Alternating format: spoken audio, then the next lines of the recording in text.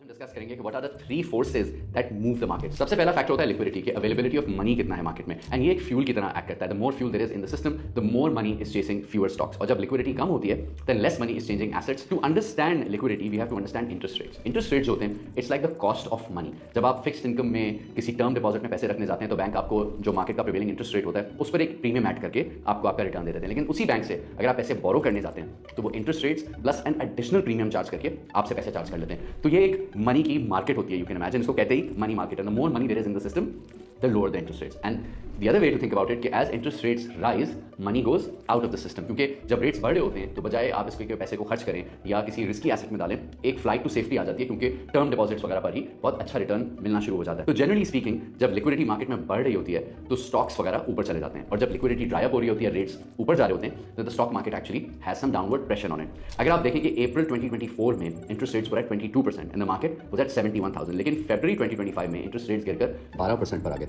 और मार्केट 1,12,000 तक पहुंच गई थी। सिमिलरली अगर हम 2008 के फाइनेंशियल क्राइसिस को देखें तो उस वक्त फरवरी में इंटरेस्ट रेट 10.5% के थे और नवंबर में इंटरेस्ट रेट्स 15% पर चले गए, और इस अरसे में मार्केट 13,900 पॉइंट से गिरकर 9,100 पॉइंट्स पर आई, a drop of almost 4,700 points या 34%। नाउ क्वेश्चन ये बनता है कि लिक्विडिटी आती कहां पर है? तो टिपिकली बैंक्स में सबसे ज्यादा मुल्क का जो कैश होता है वो पड़ा होता है। तो जब इंटरेस्ट रेट्स बढ़ रहे होते हैं तो लिक्विडिटी बैंक्स की तरफ वापस चले जाती है। सो कैलेंडर ईयर 23 में इंटरेस्ट रेट्स बहुत हाई थे और बैंक्स के डिपॉजिट्स में 23% का इजाफा आया। कैलेंडर ईयर 24 में rates were coming down, so bank deposits only grew by 10% क्योंकि ये पैसा दूसरे एसेट्स की तरफ ज्यादा जा रहा था। सिमिलरली जब रेमिटेंसेस बढ़ती हैं तो भी सिस्टम में और ज्यादा कैश आता है, या जब गवर्नमेंट करेंसी को प्रिंट करती है तब भी सिस्टम में कैश आता है। And from a stock market perspective जब प्रॉपर्टी पर मजीद टैक्सेस लगाए जाते हैं या कैश ट्रांजैक्शंस एंड प्रॉपर्टी पर कर्व्स लगाए जाते हैं तो वो पैसे भी अक्सर फिर मार्केट की तरफ आते हैं। Now many factors move interest rates and ये एक कॉन्वर्सेशन है फॉर अनदर टाइम। लेकिन अगर आप सिंप्लिसिटी के साथ चलें और आप ट्रैक करना चाहते हैं कि लिक्विडिटी सिस्टम में बढ़ रही है या घट रही है, keep your I on interest rates. अगर इंटरेस्ट रेट्स ऊपर की तरफ जा रहे हैं एक्सपेक्ट के मार्केट में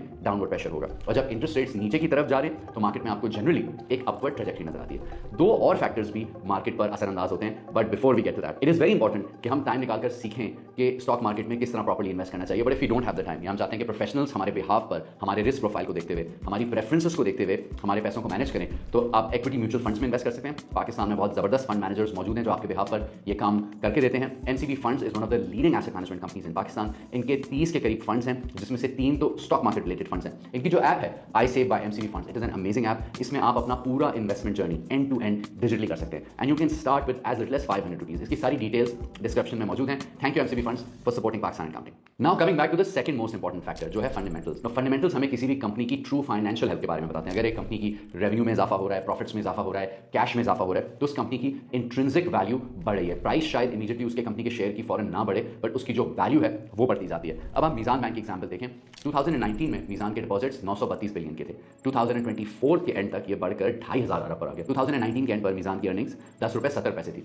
2024 के एंड तक ये एक्सपेक्टेड है कि तकरीबन 56 रुपीज़ तक आ जाएगी, and average growth of 46% per year. तो इसी अर्से में मीज़ान की जो प्राइस है 2019 दिसंबर में ये 95 रुपये की थी, और इसके शेयर की प्राइस 12 फेब 25 को 237 की थी, which is 150% increase, and this is in addition to the dividends Meezan would have paid. Similarly Fauji foods की स्टोरी काफी इंटरेस्टिंग है। 2020, 21 और 22 में फौजी फूड्स ने 3 बिलियन, 1.3 बिलियन एंड 2.2 बिलियन का लॉस किया, और इस अरसे में 29 दिसंबर में इनका शेयर प्राइस जो थी वो 17 रुपीज़ 37 पैसा थी, जो दिसंबर 2022 में गिरकर 4 रुपये 71 पैसे पर आ गई, 73% ड्रॉप। लेकिन फिर फौजी फूड्स ने एक टर्न अराउंड किया। कैलेंडर ईयर 23 में इसने 600 मिलियन का प्रॉफिट डिक्लेयर किया और कैलेंडर ईयर 24 में 717 मिलियन का, एंड इस अरसे में दिसंबर 22 में इसकी शेयर प्राइस थी 4 रुपये 71 पैसे। बाय दिसंबर 2024 ये बढ़ के 17 रुपये 93 पैसे पर चली गई थी, 281% का इंक्रीज। सो फंडामेंटल्स कंट्री लेवल पर भी काफी मार्केट पर असरअंदाज होते हैं। 2024 में जो रैली हुई उसमें कंट्री के इंप्रूविंग फंडामेंटल्स का भी काफी हाथ था। सो मिसाल के तौर पर जुलाई 24 में फिच ने पाकिस्तान की कंट्री रेटिंग को अपग्रेड किया, अगस्त में मूडीज ने अपग्रेड किया, नवंबर में स्टेट बैंक के रिजर्व्स ने 12 बिलियन हिट किया, और पिछले साल जो हमारा डेट टू जीडीपी रेशियो है for our external debt which also hit a 6-year low. So इन फंडामेंटल्स की वजह से स्टॉक की असल इंट्रिंसिक वैल्यू बनती है। ये fundamentals are the ultimate truth about the stock, about the stock's financial health, about its sustainability.